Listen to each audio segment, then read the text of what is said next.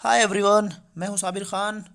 और आज मैं फिर से रिज्यूम कर रहा हूं मराठी की जो सीरीज़ चल रही थी, जो श्रृंखला चल रही थी क्वेश्चन पेपर की रिकॉर्ड करने की या फिर एनालिसिस करने की। वो बीच में थोड़ा मैं बिज़ी होने की वजह से नहीं कर पाया।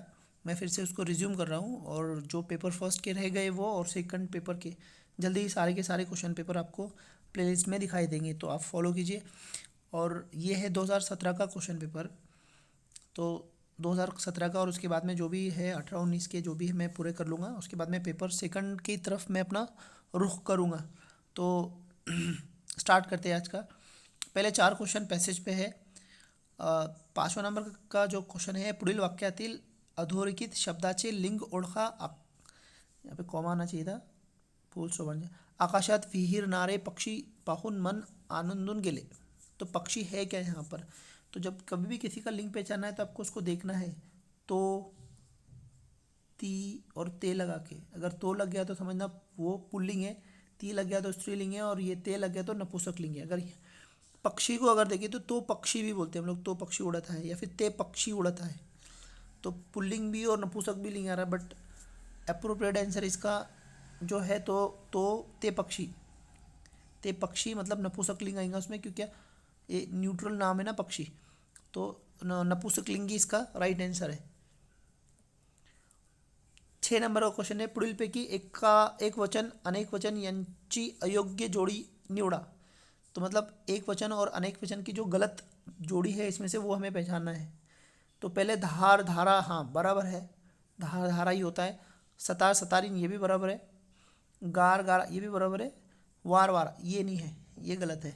तो आपका आंसर ये वाला सही है, 4 नंबर का। ठीक है, इसमें से अयोग्य जोड़ी पूछा है ना उसने, तो जो गलत है वो हमारा राइट आंसर रहेगा। नेक्स्ट क्वेश्चन है, पुढील वाक्यातील अधोरेखित शब्दाचा समानार्थी असलेला शब्द पर्यायातून निवडा। गलतियाँ काफ़ी है इसमें महाटीटी के क्वेश्चन पेपर में। ओके, तो कठिन समय येता कोणी कामास येतो। तो ये जो समय है जिसके नीचे अंडरलाइन किया गया है उसका समानार्थी शब्द पूछ रहा है वहाँ पर। समानार्थ जिसका सिनोनिम्स यानी समानार्थ वाला शब्द पूछ रहा है। तो समय मतलब यहाँ पर अवगढ़ तो नहीं आ सकता, मदद भी नहीं आता, स्थल भी नहीं आता, ये तो घड़ी है ना, मुश्किल घड़ी बोलते हैं हम लोग, वैसा कठिन घड़ी। तो घड़ी इसका आंसर सही है क्योंकि समानार्थी शब्द पूछ रहा है। पुढीलपैकी शुद्ध शब्दाचा पर्याय ओळखा। इसमें से शुद्ध शब्द कौन सा है वो पहचानना है। कोट्याधीश, तो कोट्याधीश का ये जो है तो कोट्याधीश का या नहीं आता, वहाँ पे सिर्फ सिंगल ईयर रहता। ठीक है, तो ये वाला आंसर सही है कोट्याधीश। और यहाँ पर भी ये दूसरी विलांटी होती है धीश को, यहाँ पर इसने पहली दे के रखी है ये वाली, तो ये वाली गलत है। ये वाली विलांटी होती है धी, और सिर्फ ये सिंगल रहता है, तो ये वाला आपका आंसर सही है।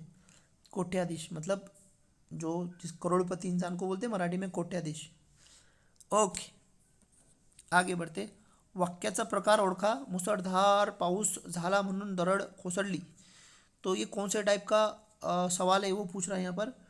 तो वाक्य के कंजक्शन के हिसाब से उसके कंजक्शन को क्या बोलेंगे, उभयान्वी उभयान्वीय नहीं, एक मिनट, हाँ उभयान्वीय अव्यय। उभयान्वीय अव्यय के हिसाब से 4 प्रकार पड़ते हैं। उसमें से एक रहता जो प्रधान सूचक अव्यय रहता, और एक रहता गौण सूचक अव्यय। तो इसमें से ये कौन सा वाला है आपको पहचानना है। जो प्रधान सूचक रहता है उससे जुड़ने वाले दोनों ही जो वाक्य रहते हैं वो क्या रहते हैं, एक मिनट,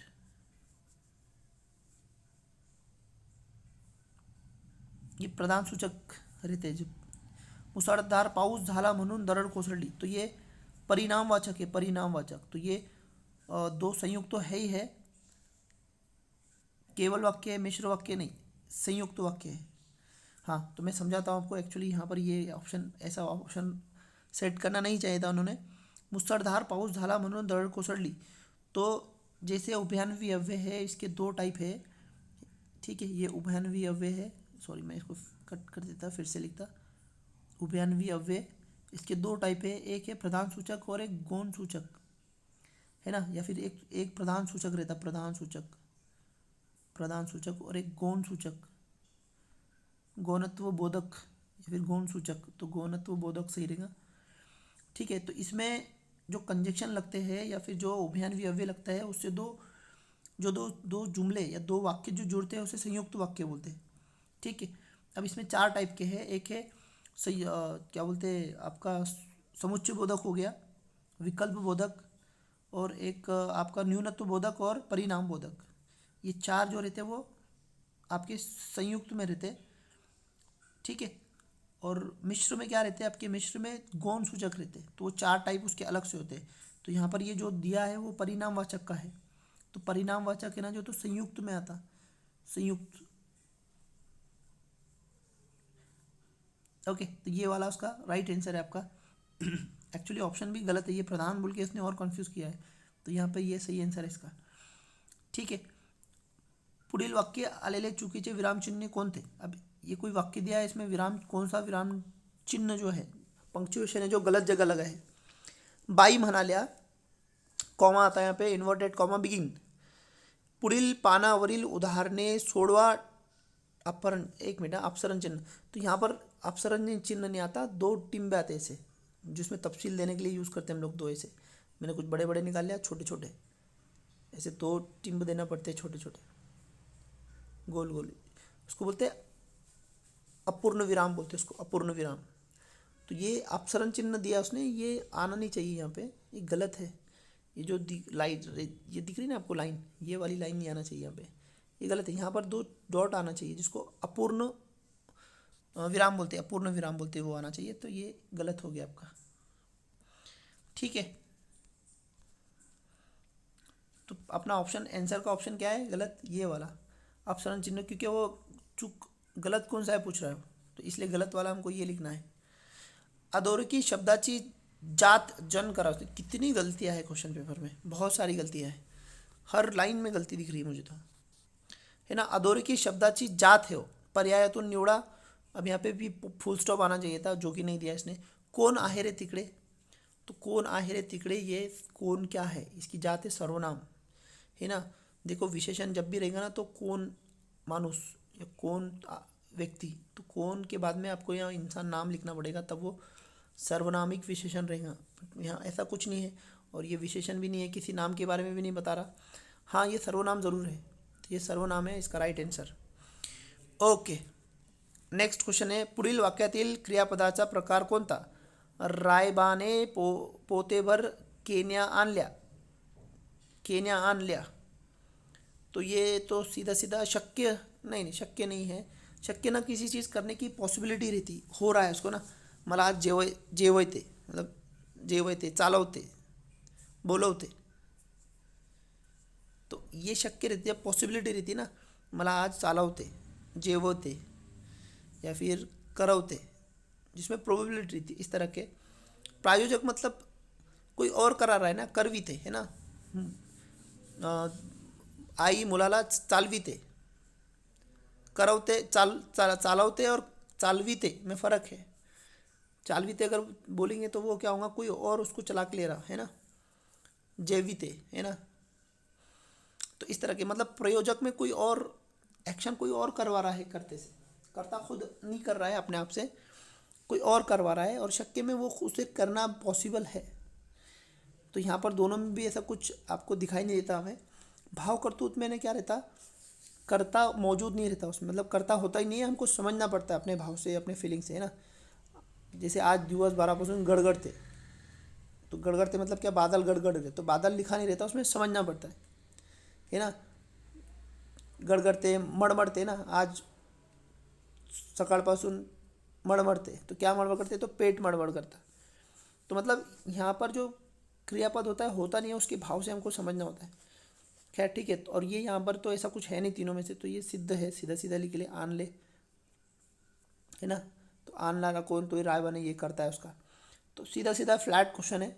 यहाँ पर सिद्ध क्रियापद है वो आन ले मतलब लाना किसी चीज़ का। नेक्स्ट, नैऋत्य या शब्दामधील वर्णांची संख्या कितनी, इसमें से शब्द की संख्या कितनी पूछ रहा है वो, तो इसको हम लोग फोड़ करेंगे तो कुछ ऐसा बनेगा। पहले तो न का, एक मिनट वो छुप गया, उसको थोड़ा दिखाते हम लोग। ओके, पहले न आधा होगा, बहुत बड़ा है, इसको इधर से लिखना पड़ेगा। पहले न, ये आधा हो जाएगा, है ना, और ये डबल का ए आ जाएगा आपका।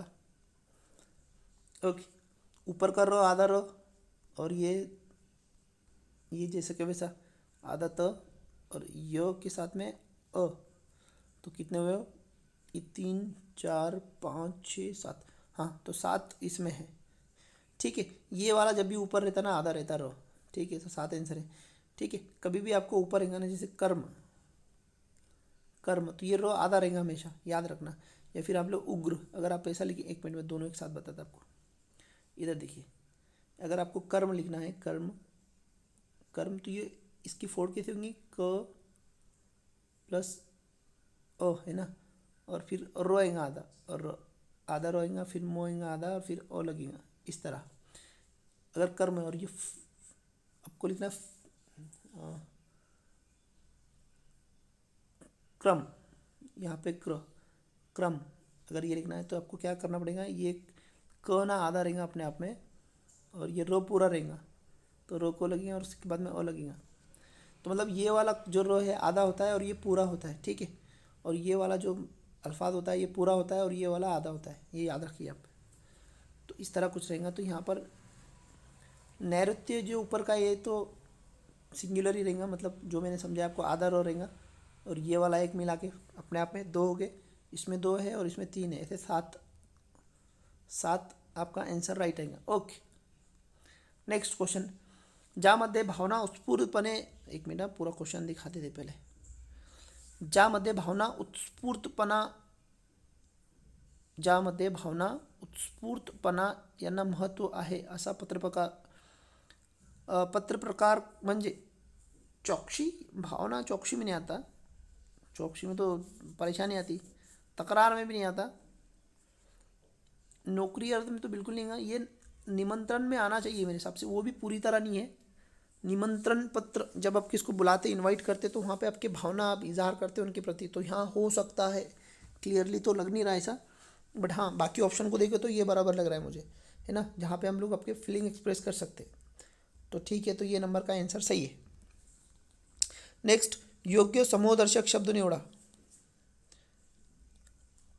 घरभर पसरलेले मडक्यांची रखमाने, रखमा कोई लेडी है, डॅडॅश रचली, रखमा नाम की कोई है, उसने क्या करी, घरभर पसरलेल्या मडक्यांची डॅडॅश रचली। मडके मतलब वो आपके पोट होते हैं ना, मटकी बोलते हैं उसको, मटका, मटका बोलते हैं अपने, इसका मिट्टी का बना होता है जो बर्तन होते हैं मिट्टी के, उसको बोलते हैं, है ना, पोट। तो उसकी रचली, उसकी उत्तरांड, है ना, वो एक पे कैसे रखते हैं उसको उत्तरांड बोलते हैं, ऐसा एक पे एक मटकी रखते हैं ना, उसको उत्तरायण बोलते हैं ऐसा, तो ये उत्तरायण बोलते हैं उसको। तो आंसर ये वाला सही है। ठीक है, नेक्स्ट। ये तो बड़ा अजीब क्वेश्चन दिया, ये पूछना नहीं चाहिए था इसने, फिर भी पूछा है तो मैं बताता हूँ आपको। ये क्या पूछ रहा हो, चौकटीतील अक्षरापासून तयार होणाऱ्या अर्थपूर्ण म्हणीतील कितव्या क्रमांकाची अक्षरे घेतल्यास एका वाहनाची नाम होते। तो अब इसमें से अर्थपूर्ण मनी क्या है, फिर उसमें से कौन से नंबर का पूछा, वो सब ढूंढना पड़ेगा आपको। तो अब उसमें कौन से नंबर पे आ रही, तो ये बड़ा पेचीदा सवाल है। तो यहाँ पर एक ये देखो, रथ, ये रथ मतलब आपके एवढा वाहन, कितव्या क्रमांकाचे अक्षर गेल्यात एक वाहनाचे नाव येते, वाहन, तो यहाँ पर रथ मतलब वाहन है ना एक तरह का। तो ये 2 नंबर पे है, और ये 3 और 3 6 और 3 9 और 2 11,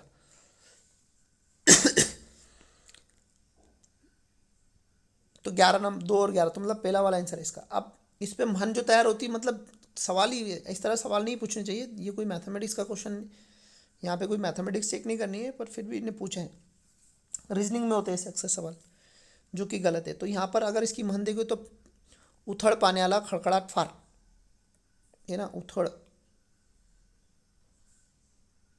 1 मिनट चेक करेंगे अपना आंसर सही है या गलत है। तो इसमें से मन जो तैयार होती है वो मैंने देखा है, उथड़ पाने वाला खड़खड़ाट फार, उथड़ पाण्याला खड़खड़ाट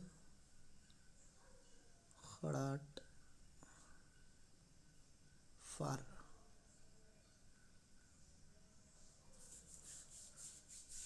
तो ये 2 नंबर पे थ आ रहा आपका, और ये आखिरी नंबर पे रो, तो मतलब दूसरा और 13वां, तो दूसरा और 13वां तो ऑप्शन ही नहीं इसमें।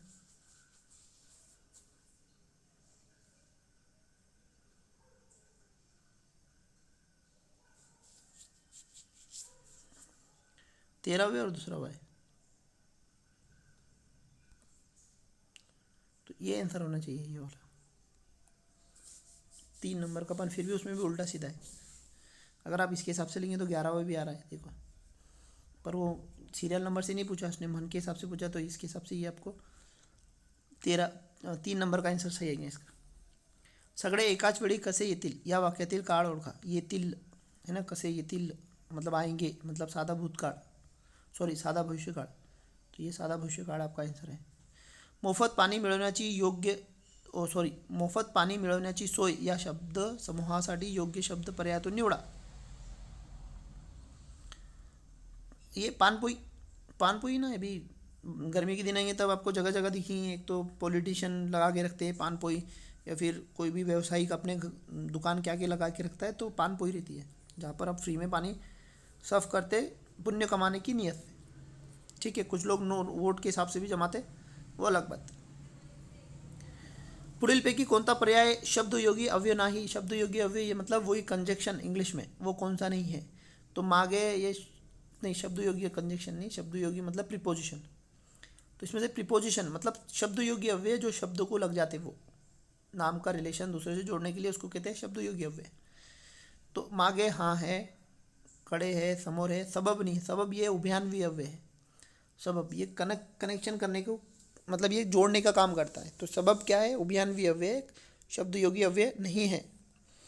ज्याला जे जे हवे त्याला त्याला ले ते मिळे, त्याला ते मिळे हुए होना चाहिए था, तो ले। इसमें गलतियाँ इतनी हैं, बहुत गलतियाँ की इन्होंने। या वाक्याचा प्रकार ओढता, तो ये है संकेतार्थ, ये सबको मालूम है संकेतार्थ है। ओके, तो संकेतार्थ वाक्य है। पुढीलपैकी कोणता पर्याय उपसर्ग नहीं। इसमें से उपसर्ग कौन सा नहीं है, तो यथाक्रम है, हमने पढ़े ना, यथाशक्ति यथाक्रम, तो ये उपसर्ग है ना। यथाक्रम यथाशक्ति ये हमने पढ़े हैं। इसमें कहाँ पढ़े हमने, हमने कहाँ पढ़े, समास में पढ़े, अव्ययभावी समास में पढ़े। प्रति प्रतिकार, प्रतिशक्ति, प्रतिकार, प्रतियोगिता, प्रतिदर्पण, तो ये भी क्या है, उपसर्ग है। उपसर्ग का मतलब होता है जो किसी अल्फाज के स्टार्ट में लगते, वो है ना। ये अल्फाज है तो इसके स्टार्ट में लगेंगे, उसको बोलते हैं उपसर्ग। और प्रत्यय लास्ट में लगते रहते, प्रत्यय जो लास्ट में लगते हैं ना, उसको प्रत्यय कहते हैं। तो इसमें से कह रहा है कि पुढीलपैकी पर्याय भी उपसर्ग नहीं। उपसर्ग कौन सा नहीं है, तो ये यथा शक्ति, यथा प्रेम, यथा उक्ति, ये सब में आ जाता। प्रतिकार, प्रतिशक्ति, प्रतियोग, प्रति प्रार्थना, इसमें भी आ जाएगा, तो ये भी उपसर्ग है। आकार, आकार हो गया। उसके बाद में आ से क्या होता, आकार, अपंग नहीं, आकार, अधिकार, ओ सेंगा, आकाश, ये सब लगता है। तो ओ भी क्या है, उपसर्ग है। कार ये प्रत्यय है ना, जैसे ग्रंथकार है ना, रूपकार, उसके बाद में अहलकार, तो ये कार मतलब करना, तो ये प्रत्यय है 4 नंबर का, ये उपसर्ग नहीं है। ठीक है, तो 4 नंबर का आपका आंसर सही है। पुढीलपैकी कोणती संतांची रचना भरडू म्हणून प्रसिद्ध है। एकनाथ, संत एकनाथ जो है, तो इनकी भरूड़े बहुत फेमस है। ये पैठन में इनका जन्म हुआ था, पैठन में इंतकाल हुआ था, तो ये पैठन से रिलेटेड है। औरंगाबाद में पैठन एक तालुका है, वहाँ से। ठीक है, तो ये याद रखिए आप। ओके, इनकी किताब का नाम क्या है, कमेंट करके बताइए आप। इन्होंने कौन सी बुक्स लिखी है, आप नीचे कमेंट बॉक्स में बताइए। ठीक है। सरकारी आदेशाची डॅडॅश डॅडॅश तिला चांगलेच महागात पडले। पाय मल्ली करने है ना, आप जो ऊपर के आदेश है उसको आप मानते नहीं, तो उसका मतलब होता है पाय मल्ली करने। ठीक है, हस्तक्षेप करने नहीं होता है, वीड़ा उचलने नहीं, राम नहीं, तो पाय मल्ली करने, ये उसका सही आंसर है। त्र्यंबक बापूजी ठोंबरे हे डॅडॅश म्हणून प्रसिद्ध है। बालकवि, ये बालकवि इनका दूसरा नाम ही बालकवि है, तो ठोंबरे साहब का बालकवि दूसरा नाम है। ठीक है, बहुत अच्छे राइटर है, मराठी के थे, अभी नहीं है।